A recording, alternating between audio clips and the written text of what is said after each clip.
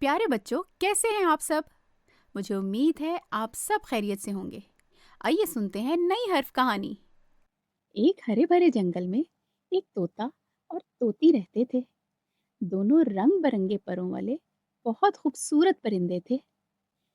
ان کی دوستی بھی بہت مشہور تھی۔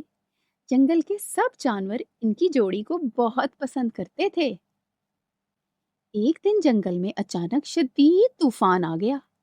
درخت زور زور سے ہلنے لگے اور ہوا اتنی تیز چلنے لگی کہ طوطا اور طوطی بہت ہی ڈر گئے۔ وہ جلدی سے ایک بڑے درخت کی شاخ پر بیٹھ گئے اور دعا کرنے لگے کہ طوفان جلد تھم جائے۔ اسی دوران طوطی کی نظر ایک چھوٹی سی تشتری پر پڑی جو طوفان کی وجہ سے ہوا میں اڑ رہی تھی۔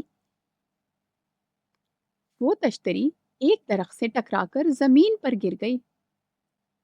طوطی نے تشتری کی طرف اشارہ کر کے کہا، وہ دیکھو تشتری، وہ شاید کسی کی ہے اور ہمیں اسے واپس دینا چاہیے۔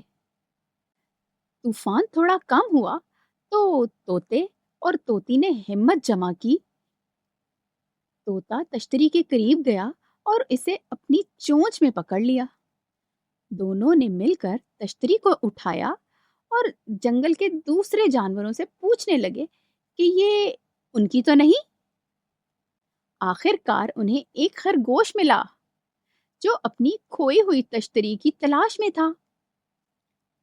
طوطے نے خوشی خوشی تشتری خرگوش کو واپس کر دی۔ خرگوش بہت ہی خوش ہوا اور اس نے طوطے اور طوطی کا شکریہ ادا کیا۔